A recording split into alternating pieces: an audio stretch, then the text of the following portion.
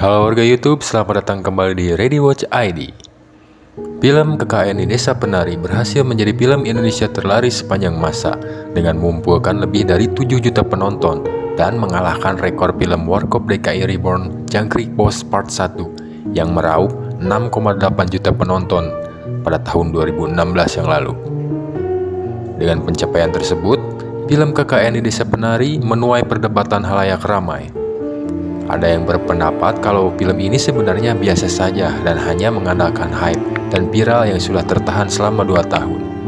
Namun ada juga yang berpendapat kalau filmnya memang bagus secara keseluruhan. Perdebatan tidak sampai di situ. Pertanyaan kemudian muncul, apakah KKN di Desa Penari ini memang kisah nyata atau hanya fiksi semata? KKN di Desa Penari merupakan cerita horor yang pertama kali dibuat oleh akun Twitter Simple Man yang menjadi thread di sana dan viral secara nasional pada bulan Agustus 2019. Kala itu, banyak para influencer yang ikut membahasnya di YouTube, termasuk Nessie Judge dan Raditya Dika. Secara singkat, cerita KKN di Desa Penari mengisahkan tentang sebuah KKN mahasiswa yang diklaim sebagai kisah nyata yang terjadi di tahun 2019. Ada 6 mahasiswa yang melakukan KKN di desa terpencil dan mengalami hal-hal yang mistis. Kemudian di akhir cerita, 2 di antara mereka tewas setelah sakit secara misterius.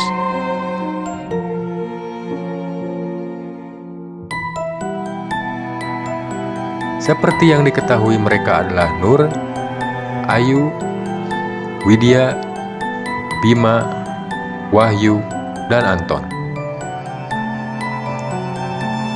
Viralnya KKN di Desa Penari pada tahun 2019 membuat salah satu rumah produksi film yaitu MD Pictures kemudian memutuskan untuk memfilmkannya dan harusnya sudah dirilis pada Maret 2020. Namun beberapa bulan setelah thread KKN di Desa Penari ini viral, pandemi COVID-19 melanda dunia dan banyak film yang dibatalkan rilisnya termasuk film ini.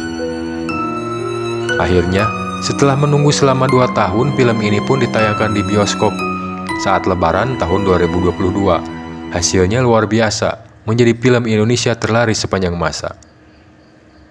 Lantas, apakah KKN di Desa Penari ini adalah kisah nyata atau hanya dongeng semata?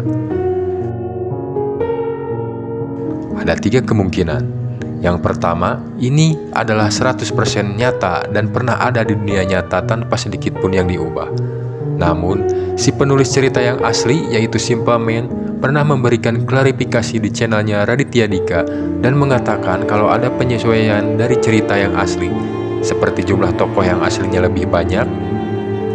Jadi agak sulit kalau ini 100% kisah nyata, karena justru penulisan Simple Man ini terlalu rapi dan terlalu detail untuk sebuah kisah yang merupakan kisah nyata. Kemungkinan yang kedua adalah ini memang kisah nyata, namun ditambah-tambah dan dikurangi alias dimodifikasi oleh Simple Man agar menjadi kisah yang enak untuk diikuti. Bisa saja cerita garis besarnya adalah sebuah KKN sekelompok mahasiswa dan 2 dari antara mereka melakukan hal yang tak senonoh, yaitu sepasang laki-laki dan perempuan melakukan hubungan terlarang di tempat yang terlarang, dan mereka mengalami sakit misterius lalu akhirnya tewas. Kemudian kisah lainnya seperti tersesat dalam ilusi di hutan dan lain-lain hanya rekaan semata. Lalu kemungkinan ketiga adalah cerita ini 100% rekaan alias fiksi dan tak pernah terjadi di dunia nyata.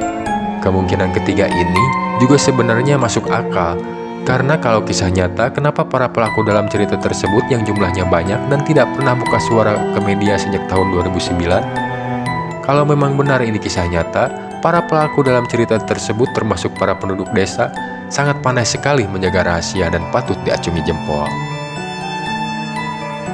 Selain itu, ada juga konspirasi yang menyebut kalau KKN di Desa Penari ini sengaja ditulis oleh pihak studio agar viral duluan.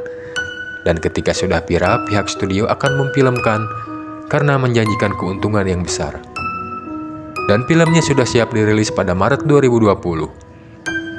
Hal tersebut didukung dengan sebuah fakta kalau proses pembuatan film ini terbilang cepat dan seakan sudah direncanakan, yaitu threadnya viral pada Agustus 2019. Hanya butuh waktu 6 bulan dari masa praproduksi sampai pasca produksi.